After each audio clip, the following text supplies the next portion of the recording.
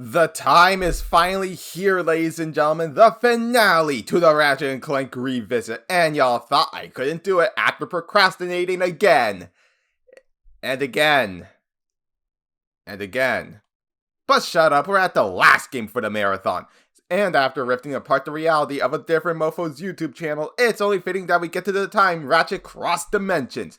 So, does Rift Apart end this marathon on a high note after the 5-year-long wait between the PS4 game and this? Or is this gonna be like most Star Wars fans who wait so long for new movies and come out with... Let's find out. This is Ratchet & Clank Rift Apart for the PlayStation 5.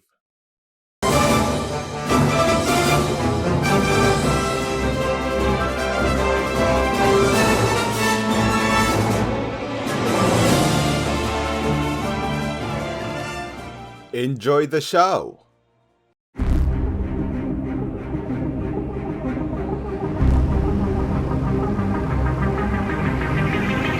Hello everyone and welcome to the finale to the Ratchet & Clank revisit. For the finale, it's the latest entry to the franchise, Ratchet & Clank Rift Apart. Rift Apart is a 3D action-adventure platformer and third-person shooter, announced in June of 2020. Before being released on June 11th, 2021 for the Scalp Station 5 and coming to PC just next month. It serves as a story follow-up to 2013's Into the Nexus, as well as being the 16th game following up on 2016's PS4 reimagining. It's amazing how the last thing in the main series was 8 years ago, unless you count a remaster. Ain't that right, Donkey Kong? Once I was the ape of the hour, they think I'm a coward, an absolute zero, I'm nobody's hero. When I heard this game was coming, I was honestly very excited for it. By the time it has been announced, it has been 4 years since the release of the PS4 game, and I thought with the movie being a box office bomb, Insomniac ditched the Ratchet & Clank IP in favor of Spider-Man. Kinda like how the Mario and Luigi series now has to survive off of a bunch of rabbits! I may as well jump. When the game eventually came out, I did something I rarely do for games. Avoided spoilers. Like I said, I rarely do this for games, but since this is a franchise I hold very close to home, I made an exception to that until I got myself a PS5, and trust me, it wasn't easy in the slightest, as my YouTube recommendation at the time was filled with Rift Apart related videos, like general reviews and a 0 punctuation by the escapists. But now, I got myself a PS5 back in 2022, special thanks to the person who traded in, and special thanks to the GameStop employee who told me about this, and I just recently beaten the game for a 7th time. So now, let's answer the question. Is Ratchet & Clank Rift Apart any good, and is it one I can recommend to you? Let's find out. But first, I should warn you all that I will be spoiling this game dry.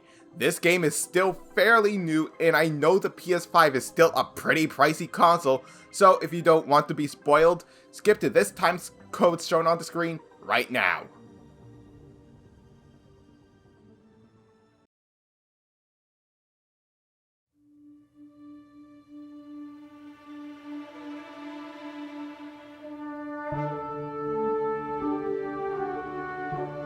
So the game opens up in a... I have a strange feeling that's not the last time this video will mention that movie, where we see a citizen escaping a new batch of robots before being saved by series newcomer, a female Lombax named Rivet being voiced by Jennifer Hale. Suddenly we jump back to a more familiar setting where a celebration is being held for our favorite duo, even though Ratchet laments they haven't done anything in, well, years. Sorry Ratchet, that's just what happens when your game developers are too busy making shit! Clank reveals that he has rebuilt the Dimensionator between the events of Into the Nexus and now, so that Ratchet can find the other Lombaxes. Suddenly Dr. Nefarious shows up, looking to steal it, only for Ratchet to later shoot it, causing dimensional rifts to start opening randomly. This sounds awfully familiar, but it'll come to me later. The three are then taken to the dimension from the beginning, where they are then separated. Nefarious declares himself Emperor of the dimension, while Clank, now missing an arm, is found by Rivet. Ratchet meanwhile finds himself alone, but later sees that Clank is on Rivet's back as the two are heading to planet Sargasso. So, are we in the Polaris Galaxy in this dimension?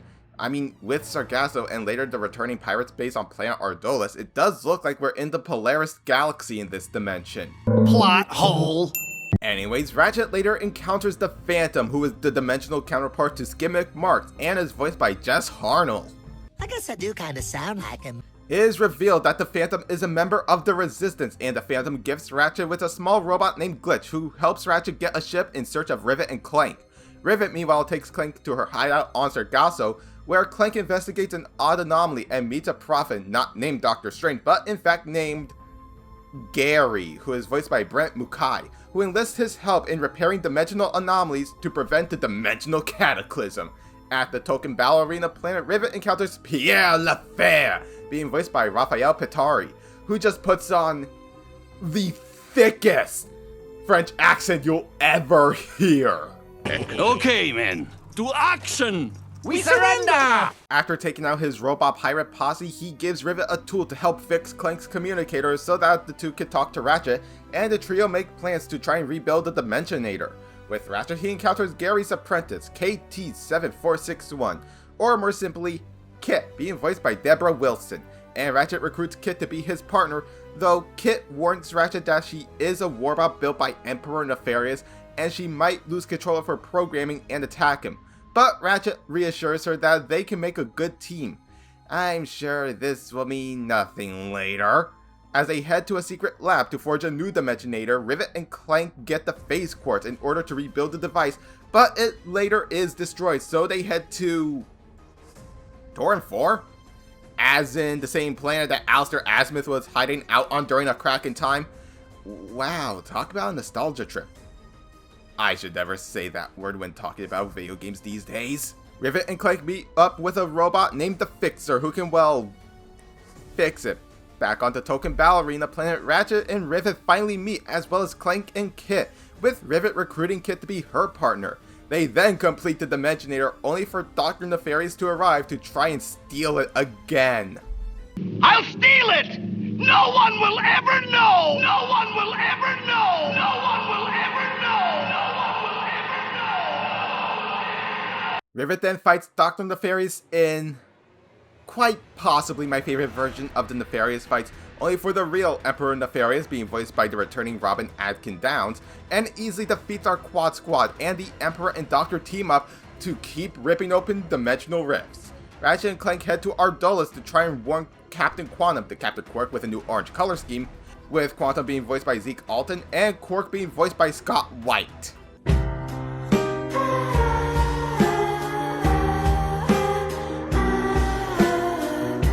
The Emperor uses the Dimensionator to send Quantum to the returning Zordoom prison. Meanwhile, Rivet and Kit manage to board onto one of the Emperor's ships to rescue Gary, and our iconic duo get the dimensional map, only to get ambushed by the Emperor and Doctor. Meanwhile, Kit transforms into her giant warbot form, which shocks Rivet, since the way how she got that robotic arm is because during a mission one of the Emperor's warbot spotted her, which caused her arm to be broken. That warbot being Kit. Either way, Kit is also sent to Zordoom prison along with Ratchet and Clank, which she doesn't take what she learned about Kit too well. Thought Kit was my friend, but she's a liar, liar, pants on fire. Thank you for deserting the herd. That was totally super. After freeing them, Rivet talks to Kit and, well, I'm just gonna let the scene play out for itself. Clank told me I should try to forgive you. I am going back to Zavali. I never should have. Wait, you're just gonna hide again? Now? I am very... Truly, I am sorry, Rivet. For everything. I am not a good partner. Well, maybe you could be. If you'd stopped to help me that night instead of running away, things could have been different. Or if you just told the truth, maybe... Why do none of you understand? I am broken. I will always be broken. Fine. Go hide. We have a universe to save. Yeah, universes, whatever. I don't need a partner anyway.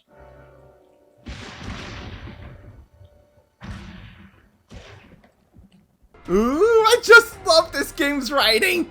As the Resistance regroups, including Phantom, Quantum, and... Soon may the Frenchmen come to give us horniness tea and co- Good night, everybody! The Emperor announces that he'll be trying to take over other dimensions, starting of course with Ratchet & Clank's home dimension. Of course. Ratchet, Clank, Rivet, and the Resistance return to... Megapolis? So, looks like Ratchet and Clank are back at the Bogon Galaxy in their home dimension. Anyways, after taking out the Emperor's parasuit from both the outside and the inside, Kit returns to hold the Emperor's forces at bay while Rivet confronts him. Working together, Dr. Nefarious included, manage to beat and banish Emperor Nefarious through a rift. Clank then uses the Dimensionator to repair all the rifts, averting the dimensional cataclysm, with both dimensions and all of reality saved and the Dimensionator in their possession. Ratchet, Clank, Rivet, and Kit take the opportunity to just hang out together, repair the damages Emperor Nefarious caused, build a new arm for Clank, and go on additional adventures. In the credits, citizens of Nefarious City begin dismantling the regime's legacy. Dr. Nefarious reunites with Lawrence, who is now a father, and the plumber shares his findings with his father, the plumber. What? What the f- And that was the plot, and wow. Just wow. In terms of plots other than Up Your Arsenal and A Crack in Time, this plot might be a contender of my all-time favorite. Even if it's, let's be honest, a direct rip-off of Sonic Prime with the main character destroying something and going to a world where the main villain rules and they meet alternate versions of themselves. But joke's on you! The Sonic joke doesn't work this time! This came out first! No, but you know what they both rip off? Ugh. What, Wade? Phineas and Ferb across the second dimension.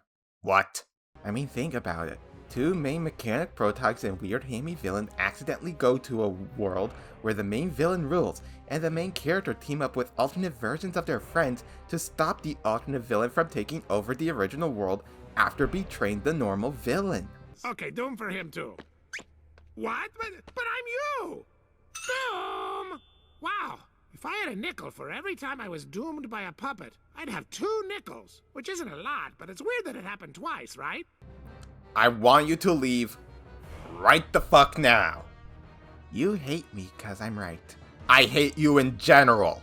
Okay, even with that though, this story is just awesome. The characters are great, the voice acting is amazing, the writing has its serious moments, but knows when to have humor. The character interactions are just fun, and overall, it's just so damn great. Let's talk about the new faces, Rivet and Kit. I love them. Rivet, in terms of organic female Ratchet and Clank characters, is my absolute favorite. Not only because she wasn't retconned the fuck away, Angela! She knows when to be sincere, serious, badass, and I know I will most likely be called a furry for saying this, but I don't give a hot damn! Adorable, especially with her interactions with Ratchet, despite the fact that they're totally not crushing on each other. No, sir. Narcissistic self-shipping sinners. Doesn't Ratchet have a girlfriend? Why are you still here? As for Kit, I also like her and her character arc. It's like Shadow's character arc in Adventure 2 in a way. Plus, the scene where Rivet tells Kit to basically get lost, I always think this as like some sort of dark alternate future if Ratchet never forgave Clank during the first game. I mean, look at it. Both of their fates are basically one-to-one the same. And speaking of Ratchet and Clank, I say this is the duo at their best. I love this more older approach to Ratchet, fearing that he and Clank are washed up considering that they haven't done anything heroic in years since defeating Mr. I back in Nexus. Also, I love seeing how much they care for each other and the lengths they'll go to. They've really grown as friends since... Perhaps the extra oxygen will help your brain to function properly. Yeah, and maybe the salt water will rust your mouth shut. So it really makes me appreciate how far they've come to now being like... I'm glad you're okay, buddy. You too, Ratchet. Huh? Oh, pal. I am fine, Ratchet. In fact, I am beginning to like my new look. We will find a way. Like always. Overall, the story and characters are fun, well written, and a joy to listen to. My favorite part is with this.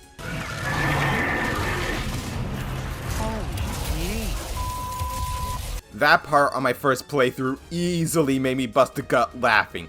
But now, with the story done, let's move on to the gameplay.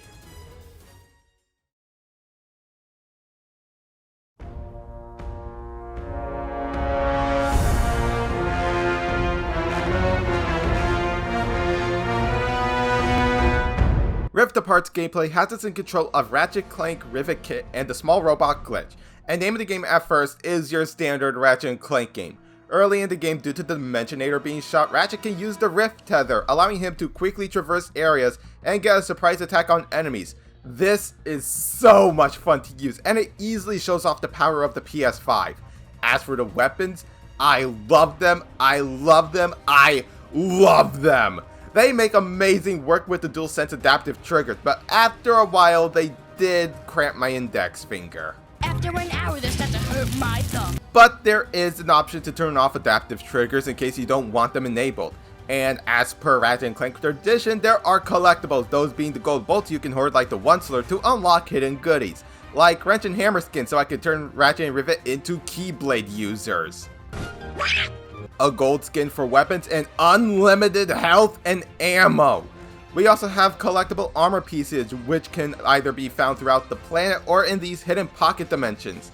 Because I guess Sage decided to keep Mel around inside for some— God damn it! We can mix and match these like Skylanders for some bonus effects like extra raritanium, more bolts, or more EXP, much like size matters. That's another story for another day. But lastly, there are the 10 spy bots. If you get all 10, you get to have the Rhino 8.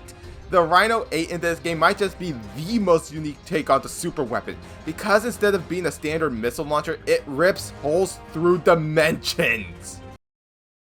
Welcome to my life. This not only includes stuff from the Ratchet & Clank universe, but we can also pull Jak and Daxter because Insomniac shows more respect to that franchise than Naughty Dog ever could nowadays. Sly Cooper and his van just to round off the big three mascots of the PS2, the Plane and Sully's van from Uncharted, the Blargy and Snaggle Beast from the 2016 game, and finally those Dynamechs from Horizon Zero Dawn. When I first saw Jak, Daxter, Sly in his van, I just had the biggest grin on my face, because everyone likes a crossover, right? Right? Now, you heard me mention Raritanium. Well, that's because returning from Tools of Destruction into the Nexus and the 2016 game, we improve our weapons via the Raritanium skill tree. But I don't know if it's just me, but Raritanium seems to be a bit, well, rare to find. Whenever I do find them, even with the Lombax Praetorian armor set equipped for more of the stuff, it just doesn't give me a whole lot, unlike in Tools of Destruction. Like, come on, Rift Apart, you're storying me more than Spyro fans. Now, as for Clank and Kit sections, they're pretty good. The main goal is to just stop the anomalies, but if your head is hurting or if you just don't really feel like it, there is always the option to just skip them, even on the fresh new save file. Hey, you don't get a trophy for completing them all, so no harm, no foul, I say. Now for Glitch.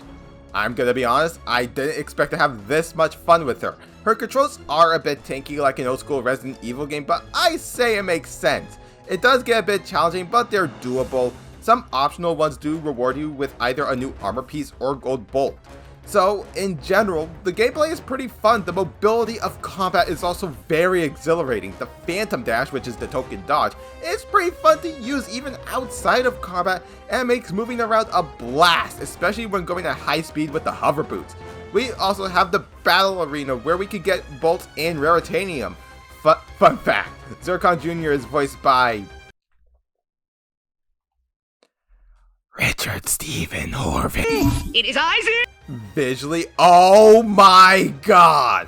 This is simply beautiful. Keep in mind I'm using two different types of footage.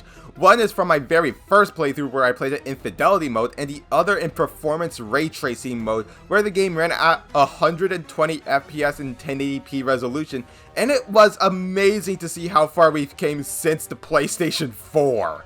If I could just stop right here and be finally done, finally us, finally we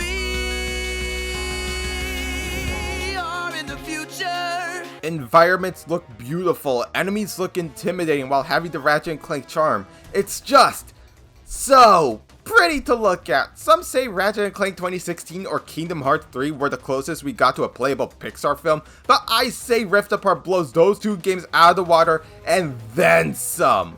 OST wise,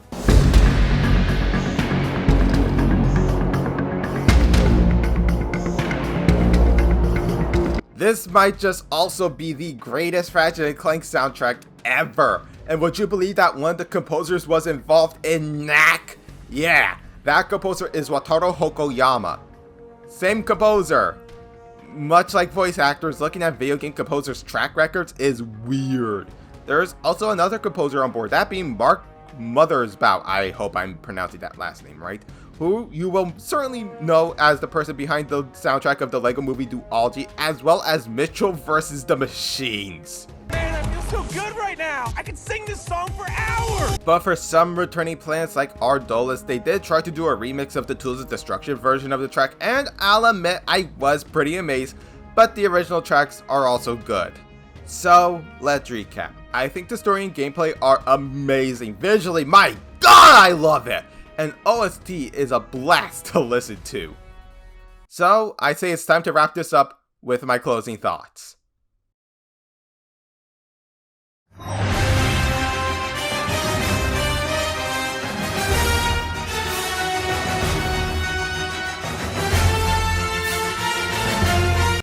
Wow. Simply wow. For years I thought nothing could top or at least be on par with A Crack in Time, but I'm glad I waited this long to live to see the day. Rift Apart is simply a joy to play through. The weapons are all amazing to use, even some of the more useless ones. The characters are all amazing, even the side characters. Visually, this looks beautiful even in 1080p resolution. All I'm saying is, if you manage to get yourself a PS5, get Rift Apart. You will not be disappointed. If I do have a bit of nitpicky criticism, it's that the Platinum Trophy was too easy to get. At least to me. But honestly, despite that and the very few other flaws, I really don't care. So overall, Ratchet & Clank Rift Apart gets my score of a perfect 10 out of 10. But now I want to know from you all, did you play Rift Apart? What did you think about it? And is it a game you would recommend to a friend? Leave your answers and more down in the comments. Give this video a like if you enjoyed it, and while you're here, consider subscribing and turn on the bell to be notified whenever I make a new video. As always, my social media links are down below. Thank you all so much for joining me on this revisit through my all-time favorite franchise. This was fun to revisit, just like Castlevania. I know I didn't get to the PSP games, but I'm saving those for another time. I'm honestly just glad we left off on a very high note. Though, I guess I could give this series one last curtain call before we move on. But like, there's no other games to review. I don't know what I could do.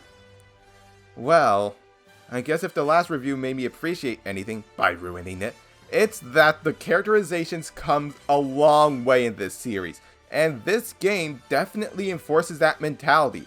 So, why not talk about them? Everyone we met for the next video. Till then, take care everybody.